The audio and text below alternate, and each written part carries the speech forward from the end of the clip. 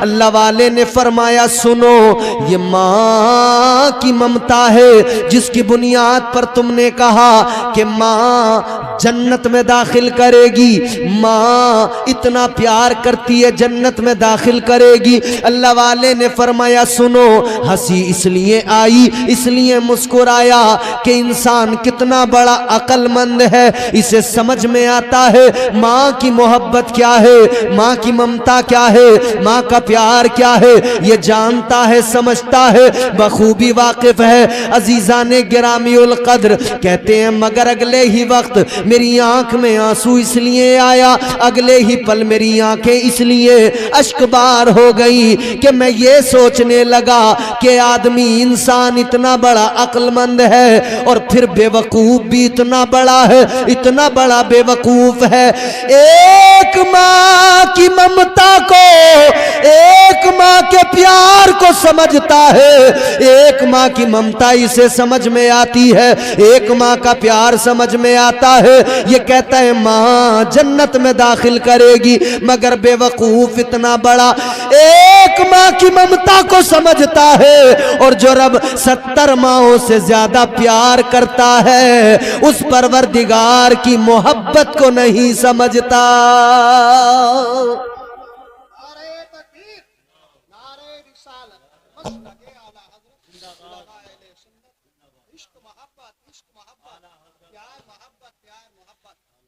एक माँ की मोहब्बत को बंदा समझ रहा है, उस पर एतमाद है, भरोसा है कि मेरी माँ मुझे जन्नत में भेजेगी। और जो रब 70 माओं से ज्यादा प्यार करता है उसकी मोहब्बत पे एतमाद क्यों नहीं, उसकी मोहब्बत पे भरोसा क्यों नहीं कि मेरा रब मुझे जन्नत में दाखिल करेगा। याद रखना अजीजो, अल्लाह ताला ने कुरान मजीद में ऐलान फरमा दिया मा यफ़अलुल्लाहु बिअज़ाबिकुम लइन शकरतुम व आमनतुम व कानल्लाहु शाकिरन अलीमा। अल्लाह का कुरान कहता है ए बंदो, अल्लाह ताला तो तुम्हें जन्नत में दाखिल करना चाहता है, अल्लाह तो तुम्हें अजाब से बचाना चाहता है। अल्लाह ताला तो चाहता ही नहीं, रब की मशीयत गवारा ही नहीं करती कि तुम पर अजाब किया जाए, तुम्हें अजाब में मुब्तला किया जाए। तो फिर ये अजाब जो तुम्हें होगा या जिसको तुम बुला रहे हो ये तुम्हारा अपना मामला है, ये तुम खुद अपने लिए मुसीबतें जमा कर रहे हो।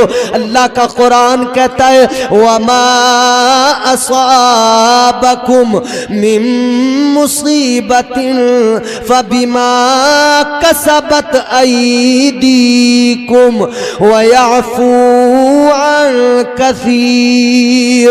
अल्लाह ताला का कुरान कहता है ये जो तुम पर मुसीबतें आती है ये वो है जो तुमने अपने हाथों से कमाया है। तुम खुद अपने लिए मुसीबतें तैयार करते हो, तुम खुद अपने लिए मुसीबतें जमा करते हो। अल्लाह ताला की मोहब्बत को समझ लो और जिंदगी करीने से, कायदे से, सलीके से गुजार लो तो अल्लाह की मोहब्बत का ये आलम है।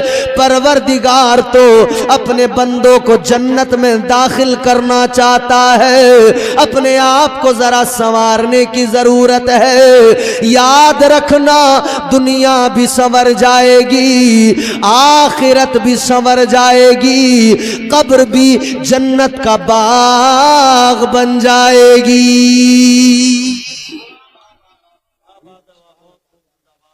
मगर पहले अपने आप को जरा बेहतर करें, पहले अपने अंदर झांक कर देखें हम क्या है।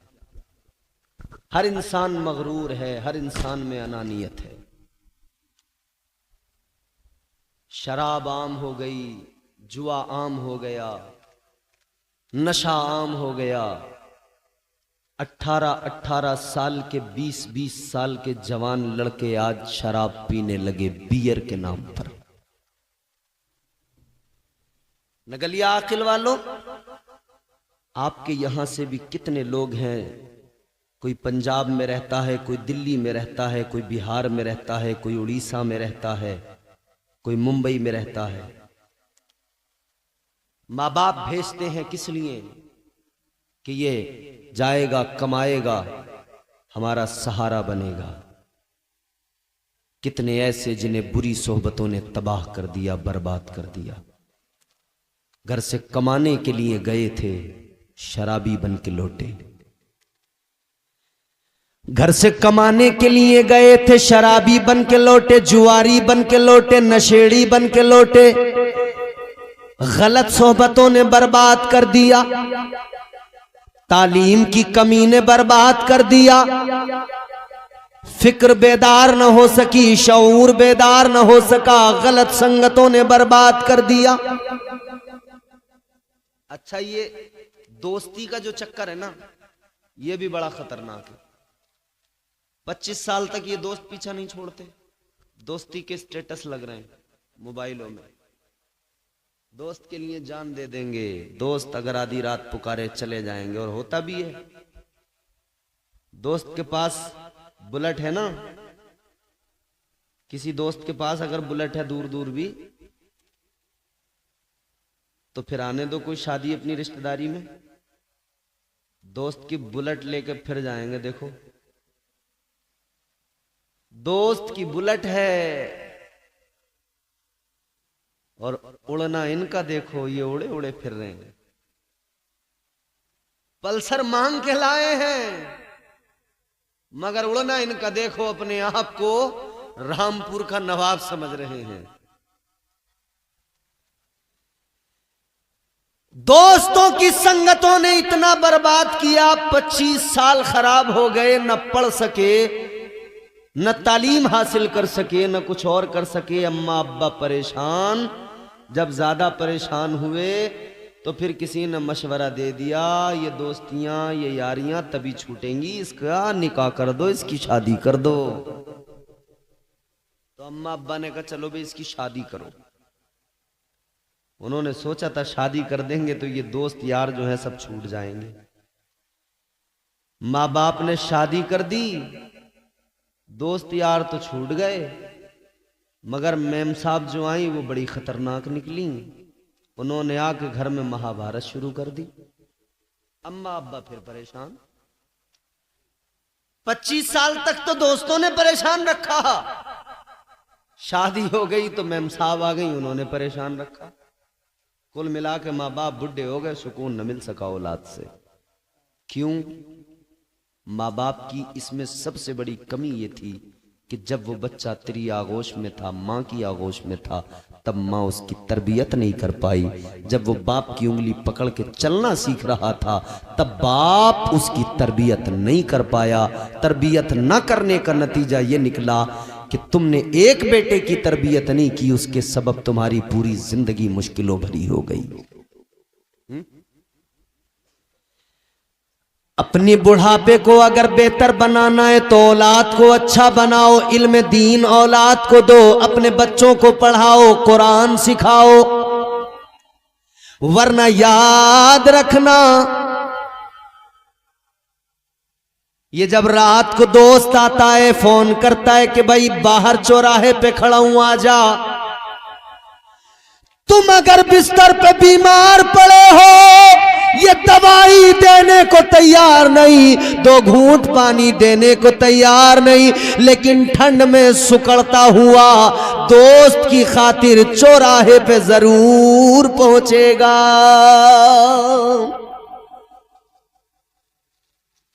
ये दोस्तियां, ये संगतें, इन्होंने किसी को शराबी बनाया, किसी को कबाबी बनाया। अब आप कहोगे कि साहब दोस्ती करनी नहीं चाहिए। हाँ, करनी चाहिए। मैं मना कब करता हूं? नहीं करनी चाहिए। दोस्ती करनी चाहिए, मगर किससे, ये बात काबिले गौर है। लुच्चे लफंगों से कभी दोस्ती न करना, लफंडरों से कभी यारी न करना, नाचने गाने वालों से, म्यूजिक पे थिरकने वालों से कभी ये दोस्ती न करना, यारी न करना। ऐ मेरे प्यारो, अगर तुम्हें दोस्ती करने का शौक है, अगर तुम्हें दोस्ती करने में ज्यादा इंटरेस्ट और लगाव है, तो अपनी मस्जिद के इमाम से दोस्ती कर लो, अपनी बस्ती के हाफिज़े कुरान से दोस्ती कर लो। ये दोस्ती जो तुम इमाम से करोगे, आलिम से करोगे, हाफिज से करोगे, कारी से करोगे, ये दोस्ती इतनी काम की होगी, जब भी तुम अपने दोस्त के पास यानी हाफिज़े कुरान के पास आके बैठोगे, वो तुम्हें कभी ना कभी कुरान की तिलावत करता मिलेगा, वो तुम्हें कुरान की आयतें सुनाएगा। तुम किसी आलिम से दोस्ती करोगे, वो तुम्हें अल्लाह के नबी की हदीसें सुनाएगा, वो तुम्हें कुरान की आयतों के मफहूम सुनाएगा। ए दोस्ती करने वालों, उलमा से दोस्ती करो। उलमा की दोस्ती तुम्हारी दुनिया को बेहतर बनाएगी, तुम्हें आखिरत की तैयारियां सिखाएगी। तो अक्लमंद आदमी वो होता है जो अपने दोस्त को सोच समझ कर चुने, और ऐसा दोस्त चुने जो उसके काम आए, जो उसे फायदे की बात बताए। कौन बताएगा फायदे की बात? ये उलमा बताएंगे, जिनके सीने में इल्म कुरान है, मुस्तफ़ा जान रहमत की तालीमात जिनके सीने में है। ये मेरे हुजूर की तालीमात ही इंसान को उसके मनसब तक और उसके, और इंसान कोई ऐसा नहीं है कि इंसान का मनसब ये है, इंसान का ओहदा यह है कि अल्लाह ने इसे अशरफुल मखलूकात बनाया है। मगर मामला क्या है जानते हो ना, अल्लाह ने इसे साथ साथ आजमाइशों में भी डाला है। अल्लाह ताला ने इंसान को अशरफुल मखलूकात बनाया, मस्जूद मलाइक बनाया, मस्जूद मलाइका बनाया, मगर इसकी आजमाइश ये कि आजमाइशों में अल्लाह ने देखो कैसे डाला, दुनिया में भेजा ना, तो अल्लाह ने नफ्स साथ रखा, शैतान भी बहकाने के लिए लगा हुआ है। अब यहां इम्तिहान है, यहां आजमाइश है, यहां आजमाइश है। ये अपने आप को बचाएगा या नहीं, अपने नफ्स पे कंट्रोल करेगा या नहीं, कहीं ऐसा तो नहीं कि दुनिया की रंगीनियों में गुम हो जाएगा, दुनिया की रानाइयों में खो जाएगा। और अल्लाह ने फिर देखो करम भी कितना किया, आजमाइश में भी डाला, आजमाइश में भी डाला, और करम कितना। अल्लाह ताला ने आजमाइश में डाला तो करम भी इतना फरमाया, तौबा का दरवाजा भी खोल दिया। ऐ बंदे, अगर शैतान के बहकाने पर तू बहक गया और गुनाह तूने कर लिया तो तौबा का दरवाजा खुला है, वापस आ जाना, तौबा कर लेना, रो के आंसू बहा देना, तेरा रब तेरे गुनाहों को मुआफ फरमा देगा। तू तौबा कर लेना, तौबा का दरवाजा खुला है। और देखो एक ये कर्म हुआ। अच्छा कर्म देखे, फिर अल्लाह ने अंबिया भेजे, रसूल भेजे, और फिर हम गुनहगारों के लिए अपना प्यारा महबूब भेज दिया, हिदायत के लिए, रहनुमाई के लिए। सबसे बड़ा करम अल्लाह का, सबसे बड़ा फजल, उसने अपना प्यारा महबूब भेज दिया। बंदो अब सुनो, मिजाज अल्लाह ताला ने दिया, फिक्र अल्लाह ने बेदार की। ऐ मेरे बंदो, शैतान बहकाएगा, तुम्हारा नफ्स भी बहकाएगा, मगर बहक न जाना, मेरे महबूब के दामन को पकड़ लेना, मेरे महबूब की तालीमात पर अमल कर लेना, मेरे महबूब की सीरत पर अमल कर लेना। याद रखना, अगर तू मेरे महबूब का हो गया, अगर तू उनका गुलाम बन गया, तो शैतान तेरा कुछ नहीं बिगाड़ पाएगा, कुछ नहीं बिगाड़। सुभान अल्लाह। अच्छा फिर देखें करम वाला करम। फिर अल्लाह ने सहाबा की जमात, ताबईन की जमात, तबे ताबईन की जमात, फिर अल्लाह ने औलिया की जमात। किस लिए? किस लिए? कि तुम्हारी जिंदगी बेहतर हो, तुम्हारी हिदायत होती रहे, तुम्हें नसीहतें मिलती रहें, तुम्हें तालीम मुस्तफ़ा से आरास्ता किया जाता रहे। अल्लाह ताला का फजल देखो, अल्लाह ताला ने प्यारा मजहब इस्लाम यानी प्यारा दीन अता फरमाया, अपना पसंद किया हुआ। बहुत काम के जुमले हैं, सुन लें। परवरदिगारे आलम ने अपना पसंदीदा दीन अता फरमाया, मगर अल्लाह ताला आलिमुल गैब व शहादा, सब जानने वाला। परवरदिगार को मालूम था शैतान बहकाएगा, ईमान पे डांका डालेगा, नफ्स बहकाएगा, और कई छोटे मोटे शैतान और इधर दुनिया में टहलते फिरेंगे, बर्तन उठा के वो भी बहकाएंगे, ईमान पे डांका डालने की कोशिश करेंगे। परवरदिगारे आलम ने करम ये फरमाया, अल्लाह ने दीन दिया, दीन पे कोई डाका न मार ले। अल्लाह ने दीन की हिफाजत के लिए जहां दीन दिया, दीन की हिफाजत के लिए मुहियुद्दीन दिया। अल्लाह ने अपना प्यारा दीन दिया, दीन की हिफाजत के लिए अजमेर में ख्वाजा मुईनुद्दीन दिया। अल्लाह ने दीन दिया, दीन की हिफाजत के लिए कुतुबुद्दीन दिया। अल्लाह ने दीन दिया, दीन की हिफाजत के लिए निजामुद्दीन दिया। अल्लाह ने दीन दिया, कोई हमारे दीन पे डाका न मार ले। अल्लाह ने ताजुद्दीन दिया, फरीदुद्दीन दिया, कोई हमारे दीनो ईमान पे डाका न मार ले। अल्लाह ने इसीलिए अलाउद्दीन दिया।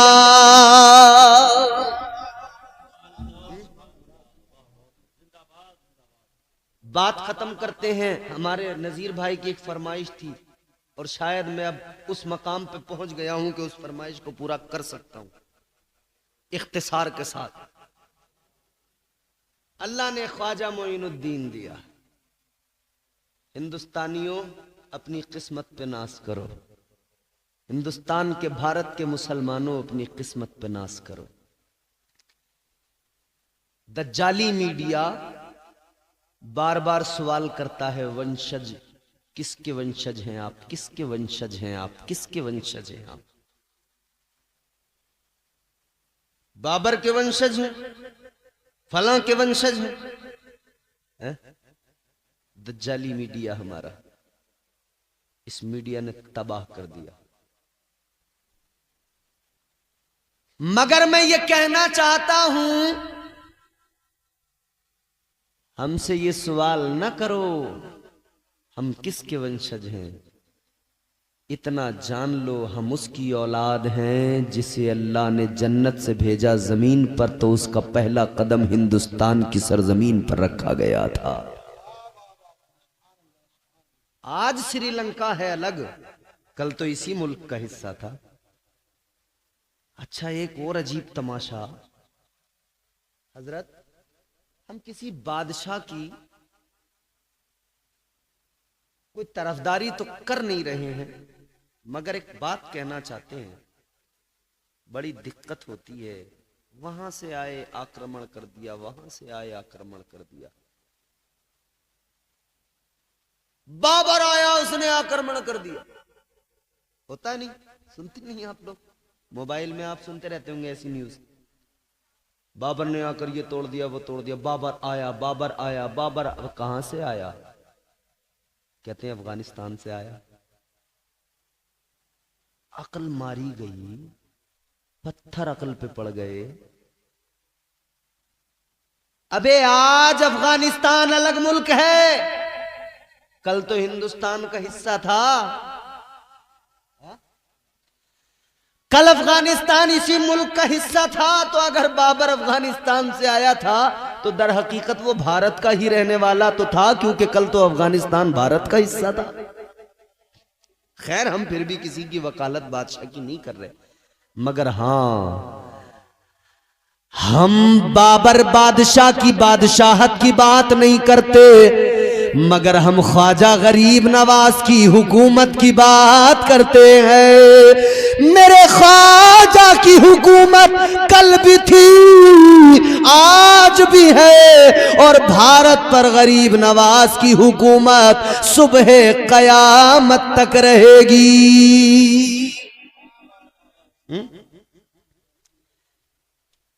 तुम तो आले रसूल हो ख्वाजा, तुम तो आले रसूल हो ख्वाजा, बाग़े जन्नत का फूल हो ख्वाजा। आज हम कलमा पढ़ते हैं किस लिए कि हमें कलमा ख्वाजा ने पढ़ाया है। मस्जिदों में अजानें होती हैं इसलिए कि ये अजान मस्जिदों में कैसे होती है ये गरीब नवाज ने सिखाया है। आज ये जो कुरान की तिलावतें